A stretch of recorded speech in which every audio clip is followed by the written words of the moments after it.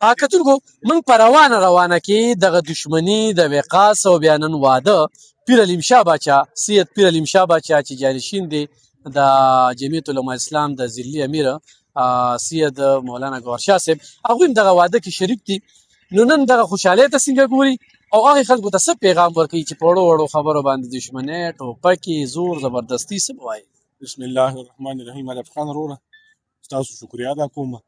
بس دغه پیغام واضح پیغام دی چې په دې وړو وړو خبرو زمونږ پښتانه وروڼه چې تا ما ته برګ برګ وکتل او تا زما مخې ته لاړې وټوکلې او ته زما په پوله رالې او زما شوتل دې ورېبو. په دې زمونږ پښتانه وروڼه مړي کوي، بیا انجام شي ځوانۍ پکې خورې شي، ځوانۍ پکې چې کوم دی هغه لو شي.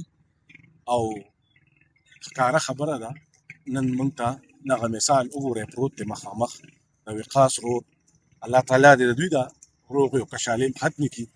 خو پښتون قوم ته همدغه پیغام دی، پنجابي چې کور جوړوي دا پکې ګراج جوړ کړي.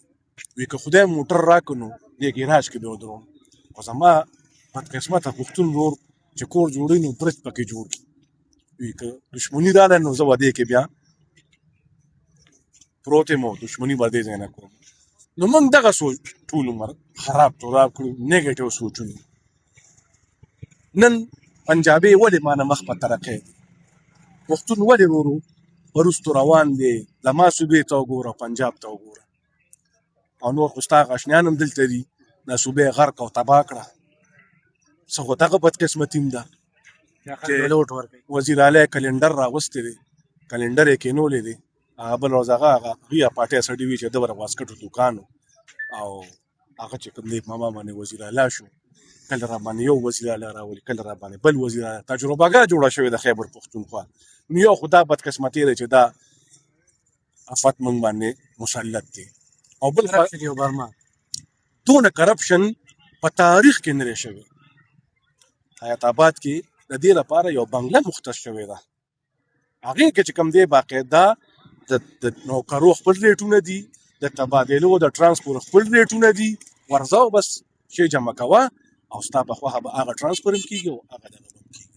د چیف سیکرټري غوندې سړي نه 4 ارب او 3 ارب روپۍ اخیستلې کېږي. اوس وزارت یې په 20 کروڑ روپۍ خرڅ شو. تاسو ته پته ده په 20 کروڑ روپۍ چا سره چې پیسې وي که هغه نااهل هم وي که هغه ټکیم ني او چې 20 کروڑ روپۍ ورسره وي هغه وزیر وي.